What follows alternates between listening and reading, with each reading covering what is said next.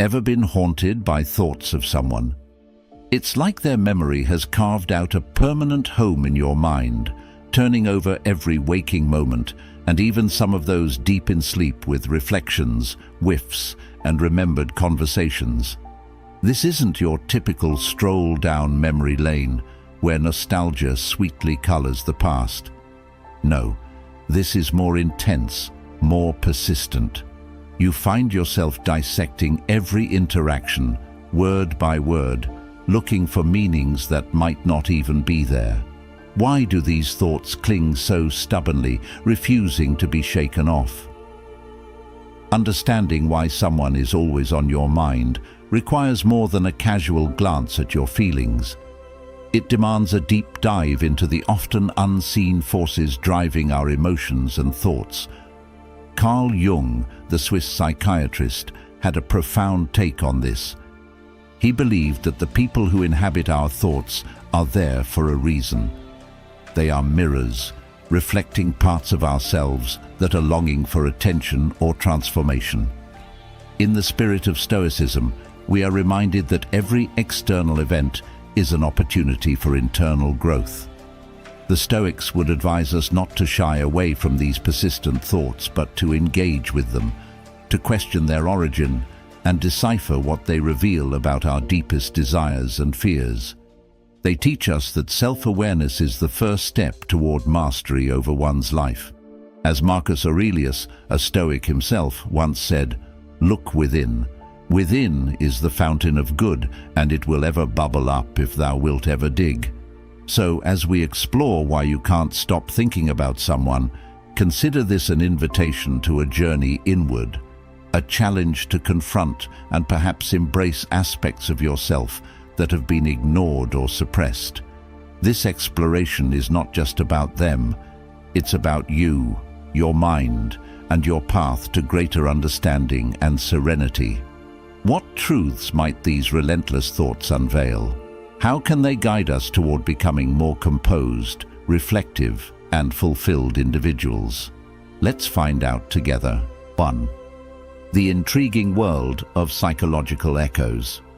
Have you ever noticed how certain people seem to leave an imprint on your mind, like footprints on a beach that the tide refuses to wash away?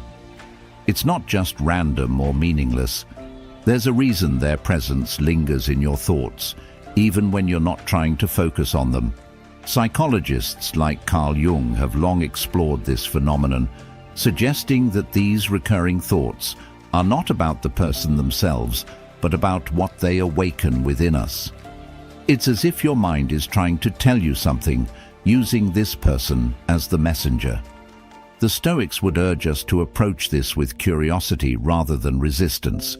To them, every situation, every thought, is an opportunity to practice clarity and control. Epictetus, one of the great Stoic philosophers, often reminded his students to ask, "What is within my power here?" When someone dominates your thoughts, it's not about fighting those thoughts away, but understanding their purpose. The Stoics would advise us to see these moments not as distractions, but as tools for self-examination and growth. Jung similarly believed these recurring thoughts were psychological echoes. The person you can't stop thinking about might have stirred something in your unconscious, a hidden fear, an unresolved desire, or even an aspect of yourself you've ignored.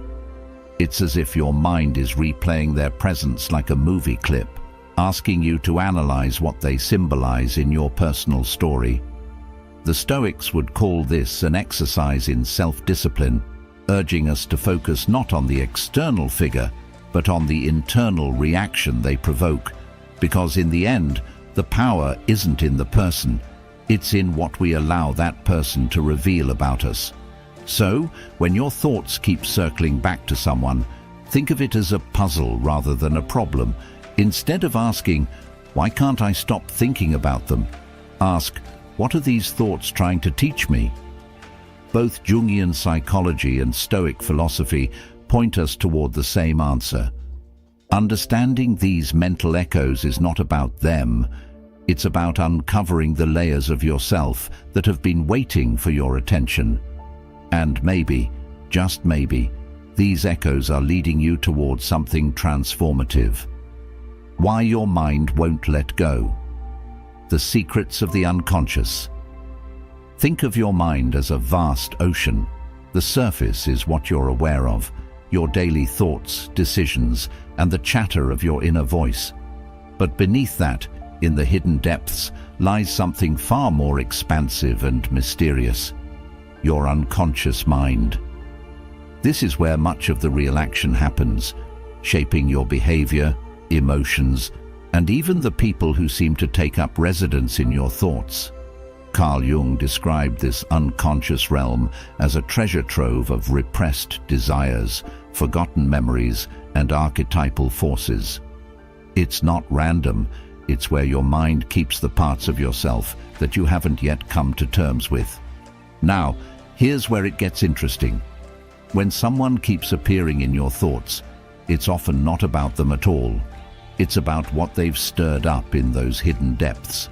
Maybe they remind you of something unresolved, a memory you've buried, or a quality in yourself that you haven't fully embraced.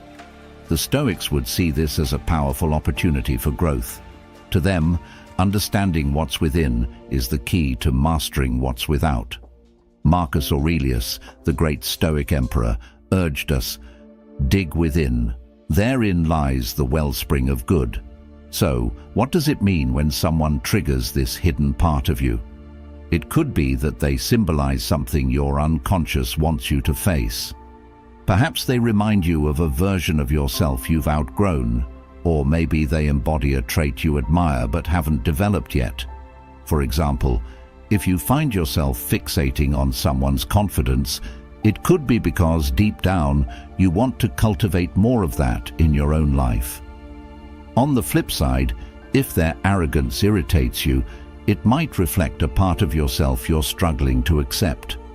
The Stoics believed in confronting life's challenges with courage and reason, and this includes the challenges within our own minds. Instead of avoiding these persistent thoughts, they would encourage us to explore them. What is your mind trying to tell you? Is it asking you to heal an old wound, develop a new strength, or let go of something that no longer serves you? By paying attention to these signals from the unconscious, you can start to bring clarity and direction to your life. This process of self-discovery isn't always easy, but it's incredibly rewarding. The more you understand your unconscious mind, the less power it has to control you without your awareness. And the Stoics remind us that true freedom comes not from controlling external events, but from mastering our inner world. 2. From mastering ourselves. The person lingering in your thoughts isn't there to haunt you. They're there to guide you, to help you uncover the hidden treasures of your own mind. The question is, are you willing to dive beneath the surface to find them? Meet your shadow, the hidden side of who you are. Have you ever noticed how certain people seem to trigger something deep inside you, almost as if they're holding up a mirror you'd rather avoid? Maybe you admire their confidence but feel uneasy about your own self-doubt, or perhaps their arrogance grates on you, yet a part of you wonders if that's a trait you've repressed in yourself. Carl Jung called this phenomenon the shadow self, the parts of us we hide, deny, or ignore because they don't fit the image we want to project. More often than not, the people who linger in our thoughts are messengers from this hidden part of ourselves. The shadow isn't something inherently bad or shameful. It's simply the aspects of your personality that you've pushed into the background, either because society, upbringing, or your own ideals told you they didn't belong. Maybe you were taught that being assertive was rude, so you buried your natural boldness. Or perhaps you decided early on that vulnerability was a weakness, so you armored up and ignored that side of yourself. But the shadow doesn't disappear just because you've turned your back on it. It waits, and it speaks to you in subtle, often uncomfortable ways. In Stoic terms, The shadow aligns with the idea that true wisdom comes from self-examination and embracing all aspects of our nature. The Stoics believed in amor fati, loving one's fate, including the parts of yourself you might wish were different. They teach us that resisting or ignoring parts of who we are only creates tension, whereas understanding and accepting those parts leads to harmony and growth. Marcus Aurelius wrote, "The impediment to action advances action. What stands in the way becomes the way." In the same vein, the shadow isn't an obstacle, it's a guide. When someone occupies your thoughts, they might be reflecting a part of your shadow that's begging for attention. For instance, if you're drawn to someone's creativity, it could be that your own creative side is yearning for expression. If someone's impatience irritates you, it might be because you're uncomfortable with your own occasional lack of patience. These reactions aren't random, they're signals from your unconscious mind, nudging you toward greater self-awareness. The key is not to fear the shadow, but to explore it. Jung believed that making the unconscious conscious was the path to enlightenment. The Stoics would agree, encouraging us to look within and approach ourselves with honesty and courage. Instead of judging these recurring thoughts about someone, ask yourself, what part of me are they reflecting? What lesson is this shadow trying to teach me? One way to start is by journaling about these feelings. Write about the person who won't leave your mind and the qualities they represent, both good and bad. Notice any patterns that emerge. Another powerful tool is mindfulness. When these thoughts arise, instead of dismissing them, sit with them. Observe how they make you feel and what they might be pointing to in your own life. This practice of self-inquiry, rooted in both Jungian psychology and Stoicism, can transform uncomfortable feelings into powerful insights. It's important to remember that the shadow isn't a flaw. It's a part of you that holds immense potential. By integrating your shadow, you become a more complete, authentic version of yourself. The Stoics remind us that our growth lies not in avoiding discomfort, but in leaning into it. Seneca once said, "No man can live a happy life or even a supportable life without the study of wisdom." Understanding your shadow is part of that wisdom. It's the study of yourself. Anima and animus, the inner forces shaping your thoughts. Have you ever felt inexplicably drawn to someone, as though they held a missing piece of your own puzzle, or perhaps you've been captivated by their energy, the way they express themselves, or the qualities they seem to effortlessly embody? According to Carl Jung, this magnetic pull could be the work of the anima and animus, the symbolic representations of the feminine and masculine aspects of our psyche. These archetypes aren't tied to gender in a strict sense, but represent the balance of qualities within all of us: sensitivity and logic, creativity and strength, intuition and rationality. Jung believed that the anima, the inner feminine, and animus, the inner masculine, are essential for achieving wholeness. They serve as bridges to our unconscious, inviting us to integrate qualities we might lack or suppress. For example, if a man is deeply rational but struggles with emotional openness, the anima might manifest in his psyche, drawing him toward individuals who embody compassion and intuition. Similarly, if a woman is highly nurturing but hesitant to assert herself, the animus might show up in the form of an attraction to confidence and decisiveness in others. The Stoics didn't explicitly speak of anima and animus, but their teachings align with the idea of inner balance. They believed that to live a virtuous life, one must cultivate harmony between seemingly opposing forces, reason and emotion, action and reflection. Marcus Aurelius wrote, "If it were easy, everyone would do it. But the challenge of self-mastery is what makes it meaningful." In essence, both Jungian psychology and Stoic philosophy point to the same truth. The people who linger in your thoughts are reflections of something within you, an aspect of yourself, longing for attention, growth, or integration. 3. The path to self-discovery.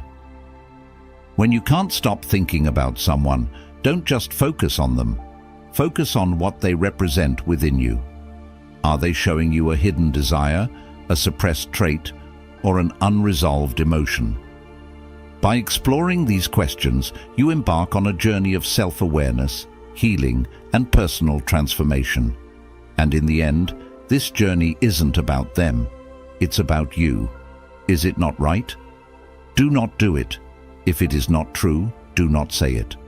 This calls for clarity and intentionality, mirroring Jung's idea of integrating these inner archetypes, ensuring that our actions are guided by both heart and mind. So why does this matter? When someone is always on your mind, Jung suggested that our psyche often projects the anima or animus onto others, especially when we're drawn to them. For example, you might see someone as emotionally deep or intellectually stimulating, but in reality, you're responding to a part of yourself that they bring to the surface. It's not just about them, it's about what they awaken within you. The Stoics would encourage us to approach these feelings with curiosity rather than attachment, asking, "What is this teaching me about myself?" This projection can create both beauty and challenge. On the one hand, it can help us identify qualities we need to cultivate. On the other hand, it can lead to illusions. When we project, we might idealize someone, seeing them not as they truly are, but as the embodiment of our unconscious desires. This can lead to feelings of obsession, disappointment, or confusion when reality doesn't match our expectations. The Stoics would remind us here to focus on what is within our control, our interpretation of the situation, and our response to it. Recognizing the role of anima and animus in our relationships isn't about dismissing attraction or connection. It's about deepening our understanding of it. When someone occupies your thoughts, ask yourself, what qualities do they embody that resonate so strongly? Are they showing you something you long to develop in yourself? Or are they reflecting a part of you that you've neglected? These questions, approached with the Stoic principles of self-reflection and rational detachment, can transform what feels like emotional chaos into a path of personal growth. 4. Projection. Your personal psychological cinema.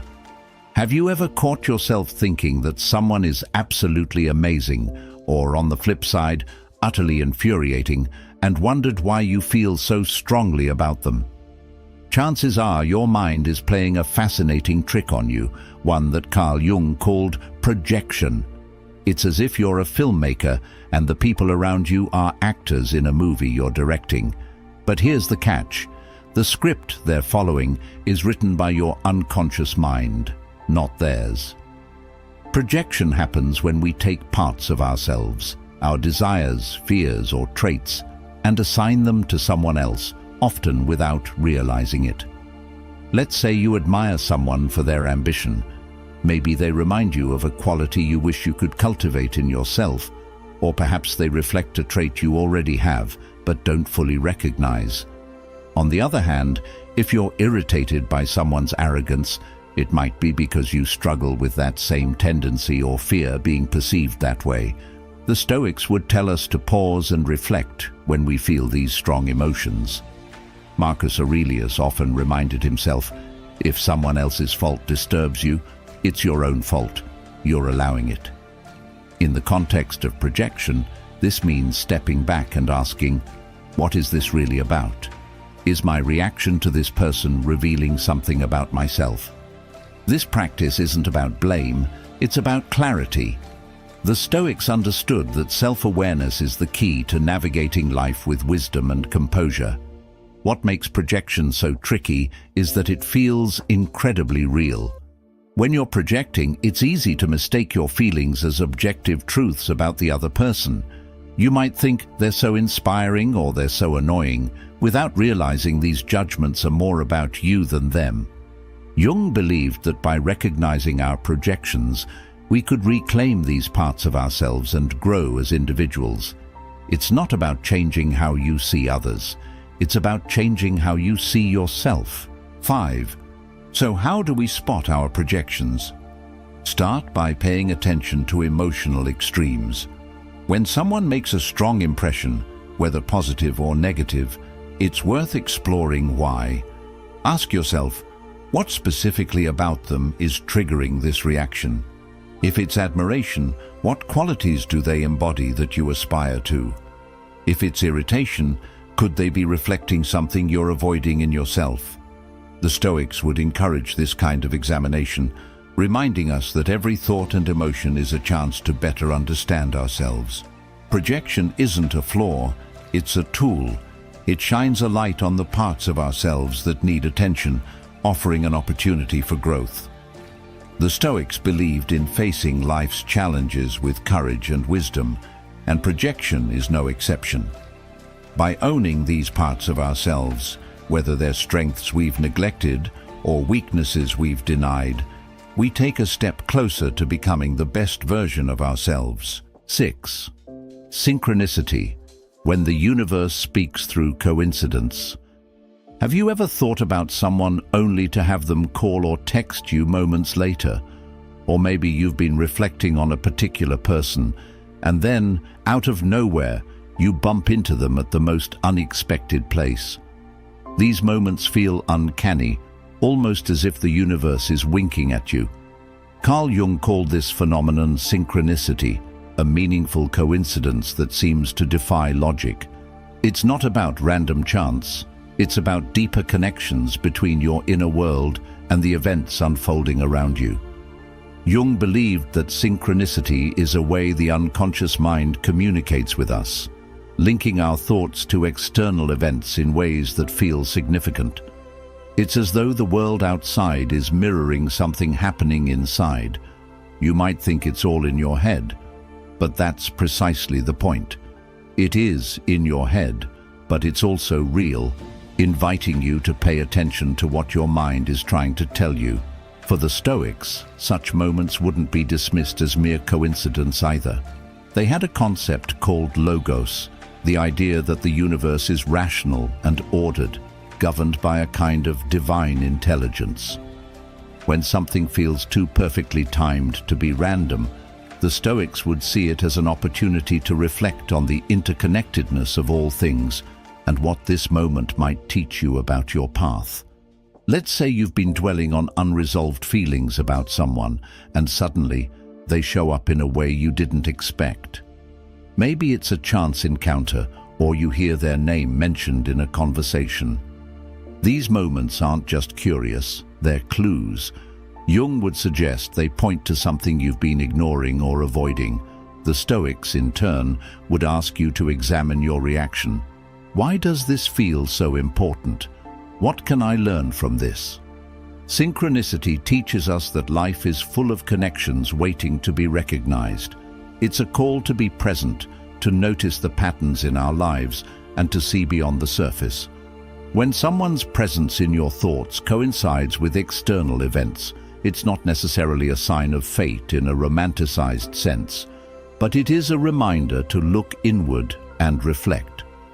Jung would argue that these moments are bridges between the conscious and unconscious mind. The Stoics would see them as part of the larger order of the universe, offering opportunities for growth and wisdom. So the next time something synchronistic happens, resist the urge to brush it off as a fluke. Instead, pause and ask, what is this trying to tell me? How can I use this moment to better understand myself and my place in the world? These moments, however fleeting, are a chance to step back, connect the dots, and realign with your values and purpose. And maybe, just maybe, they'll lead you to see the world and yourself in a whole new light.